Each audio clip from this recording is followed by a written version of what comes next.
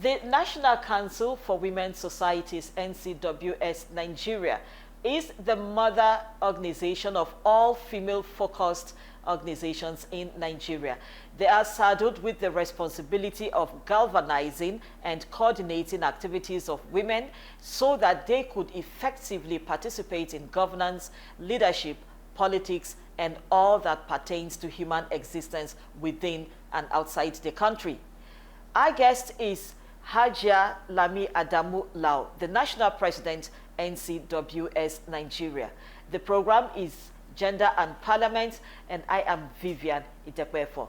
Many thanks for having you join us. Hajiya, you're welcome to the program. Thank you very much. I'm sure you are aware of what is going on within Nigeria's political space right now, yes, especially with the election of women into the National Assembly. We have just about 14 women out of the large number that contested. What is your take about this? Well, I'm sad, just like any other Nigerian woman. After all the advocacy, and the visits to all the political parties, we were very sure that our activities will increase number of women. But to our surprise, we had less than what we had before. So we are not happy. I'm not happy personally, and I believe many of us, or all Nigerian women, are not happy.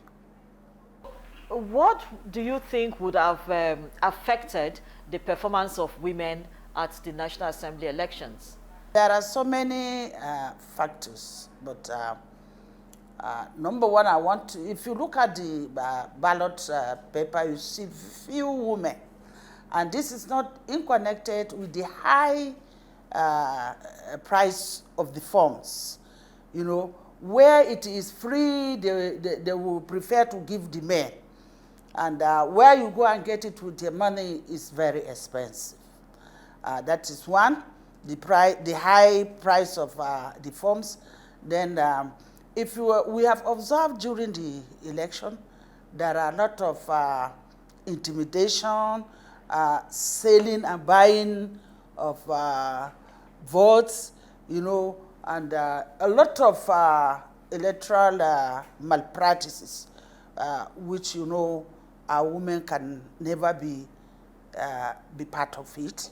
And if you look at it generally, I will say that the political leaders or the political parties prefer the men than the women. Why would you say that? Because if you look at the forms, if you look at the allocations, you will see that men are more than the women. Why? What have they considered? So they just prefer to have their brothers than to have their sisters or wives. Okay, so now what can be done to check this going forward? Because as it is 2023 elections at the national level, we are done with that. So targeting 2027, what should women be doing differently? I want to say here that the political parties should also follow their manifestos, and we have to also go on more advocacy. We have to educate our women the more, especially on the technology, because we have seen how the social media played a very important role in the this presidential and National Assembly's houses. I know a lot of things happen, and a lot of advocacy on the social media. I know that one too have contributed. Government must also take step, that is to punish those political parties that refuse to go by their manifestos. Because this 35% is in all the political parties, but they don't follow it. And nobody punish them, or nobody asks them why they don't follow their their manifestos. And women groups, we have to work harder than before. We have to educate each other, on how to solve this problem. And advocacy campaigns should also go to our traditional rulers, because some of our problems are traditional. Yes, how can we allow a woman to lead, and the rest? So we have to take our advocacy. Some of us have done that, but we still have to, follow our traditional leaders to let them know the importance of a girl child and the potentials we have in women. When you talk of a woman, you have everything in her. She's God-fearing. All she needs is progress for the country and nothing more. Okay, so you did talk about engaging the use of technology for enhanced women participation in politics, in leadership, in governance. And that takes me to the theme for the International Women's Day celebration for this year, 2023. We know that the month of March is dedicated to women.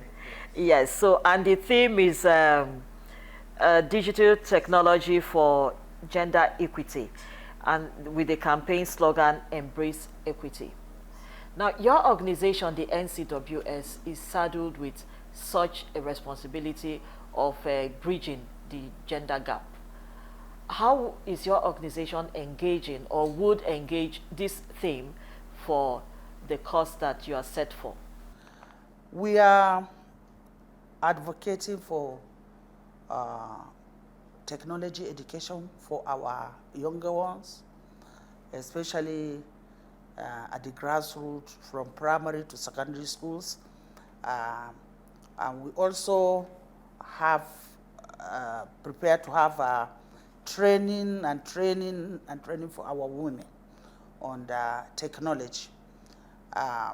We have started last year.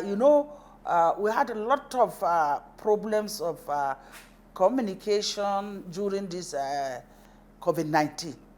And we had a lot of experience. You have to go on visual meetings.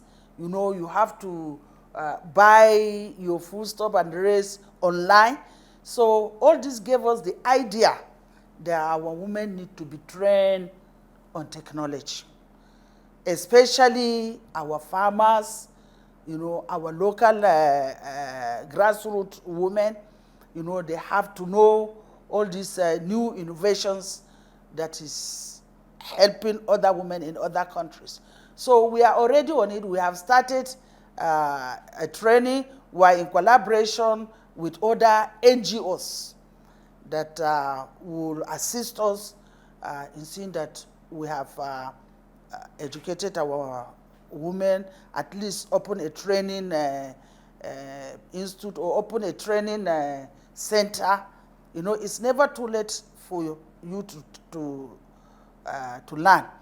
So, like on the commercial side of it, if you look at it, this online sales and the rest, we need to educate our women, And on the secondary school, we are advocating to the government through Ministry of Science and Technology, and also through our mother ministry, to train our girls especially, and to supply them with at least a laptop for training, so that they would catch up with the remaining world.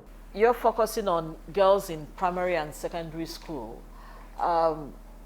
Some reports have that girls experience a lot of bullying on the social media. How do we tackle this kind of ill that is coming up? Because the social media space, the internet space, is supposed to be free for everyone.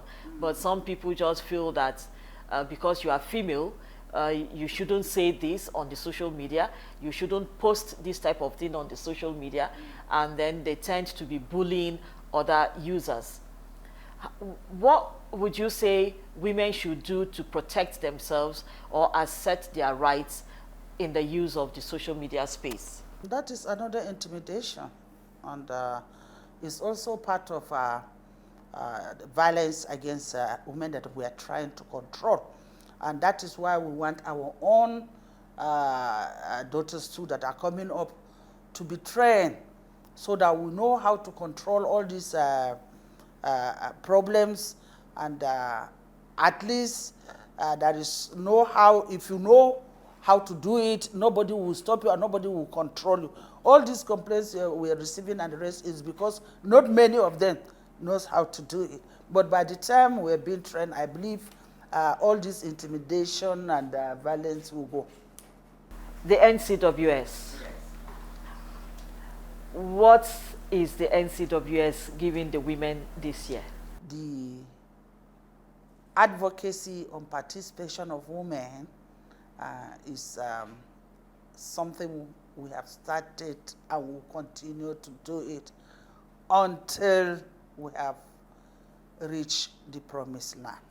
And where is the promised land? We shall soon, we shall soon reach the promised land. You know, it's something that we are wishing for, or we've been fighting for. So we think we don't achieve, we do.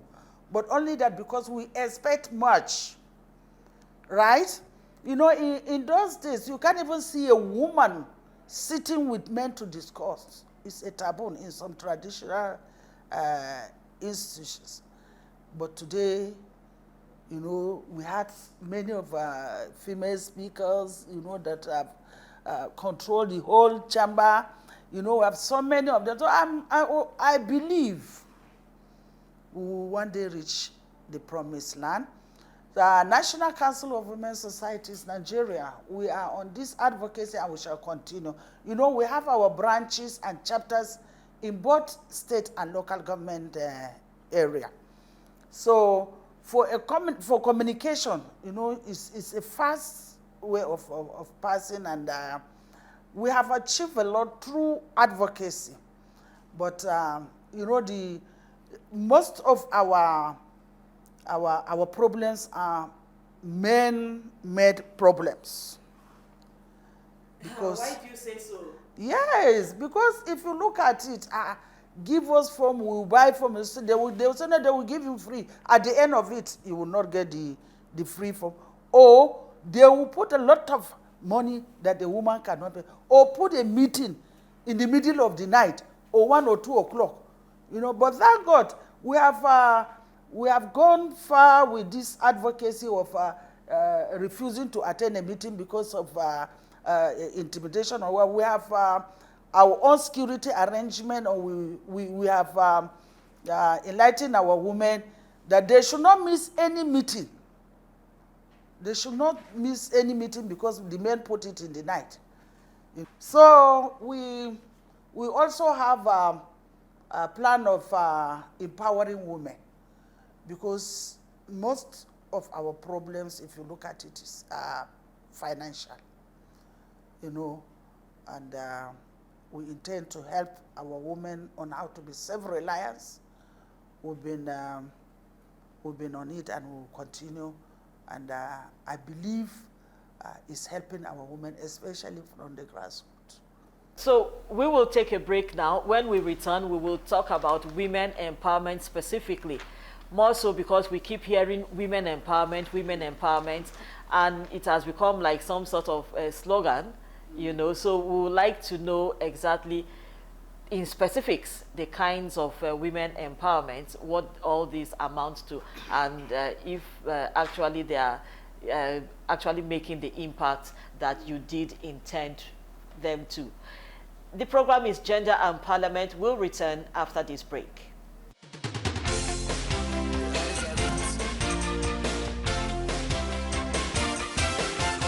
NTA Parliament is a dedicated 24-hour channel that broadcasts activities of the Nigerian Senate,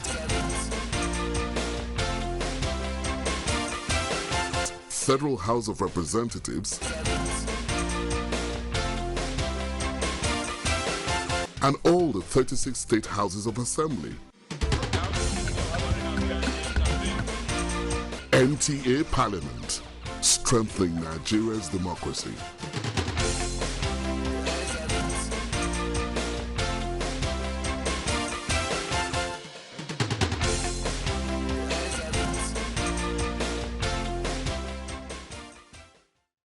Welcome back. If you just joined us, the program is Gender and Parliament, and we have been talking with the National President of the National Council for Women's Societies, Nigeria, the NCWS. Before we went on the break, Hajiya, we were talking about women empowerment, and I did say when we return, you would enlighten us more on the specifics of this empowerment. So the NCWS has been on advocacy for women empowerment, the girl child. What in specific terms are this empowerment about? Well, is it politics? Is it politics, leadership? Is it governance? Is it in skills? Is it in financial literacy? What is this empowerment about? It's all about equipping a woman to stand on her feet financially.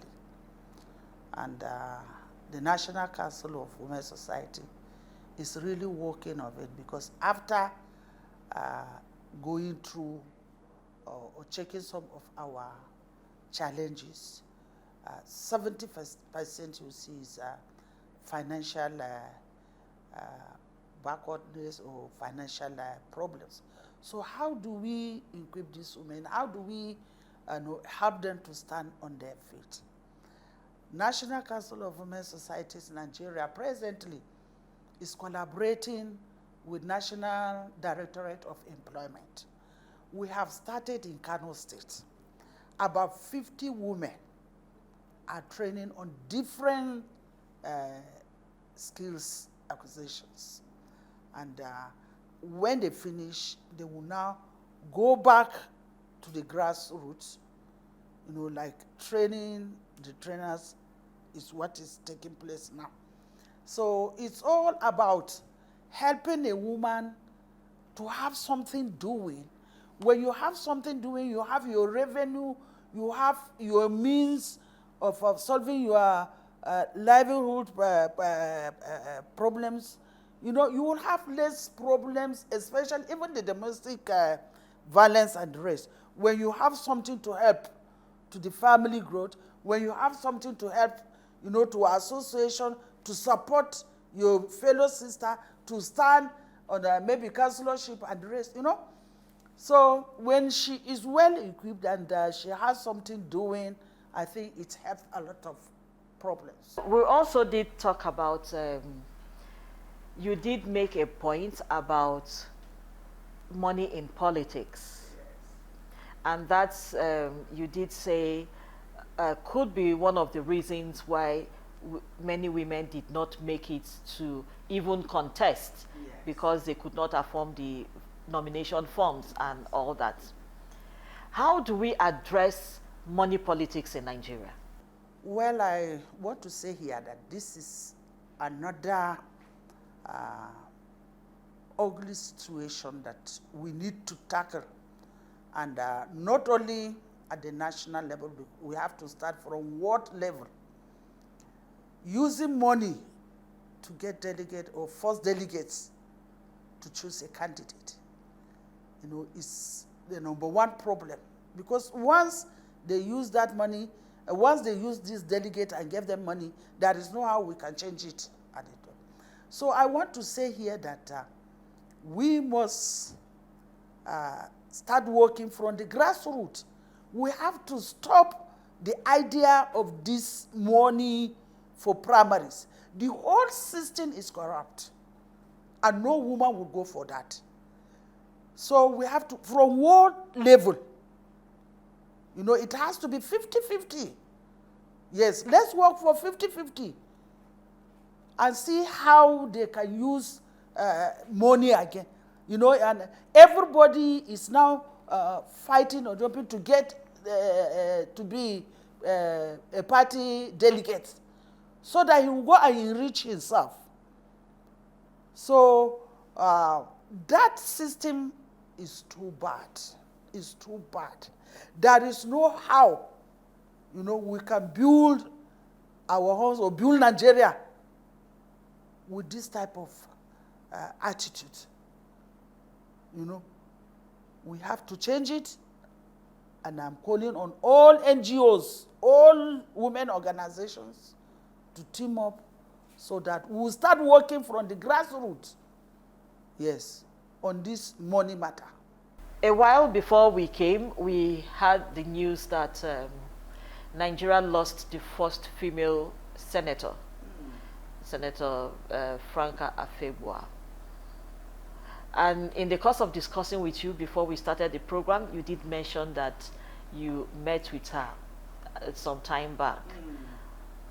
Could you relive that moment with us? A very intelligent woman. We have lost a brain, and somebody who has Nigerian woman in her heart. A true politician, an activist. I learned a lot during just a short time we've stayed with her. There are few women that we had in Nigeria that were really ready to sacrifice for women to go up there. But unfortunately, God said this is the time she will leave us. We're really going to miss her because she was a mentor, a great politician, peace-loving woman. We really miss her. And I want to say here on behalf of Nigerian women, I want to condole the family and also pray for her soul to rest in perfect peace. Amen. Getting more women interested, not to be discouraged, despite the outcomes of the National Assembly elections. We know that we don't have many women that returned, and we have some new faces. Some women may be discouraged that, oh, these people ventured and they didn't make it, and look at the number of women is decreasing. What word do you have for those who may be feeling that way? I want to call on our women and also say that any woman that came out to contest is a winner. Because for a Nigerian woman to come out and contest with a man, is a great achievement. So don't be discouraged, my daughters, my sisters. Come out, we'll continue the struggle. And many countries went the same thing we are facing now. Look at Kenya today. They have about 12 commissioners, female commissioners. So don't be discouraged. It's a great achievement for a woman to come out and contest. And we also have to, educate our traditional rulers and also our men. We are not trying to fight them. We're trying to work together to help each other, to support each other, so that we have a better Nigeria.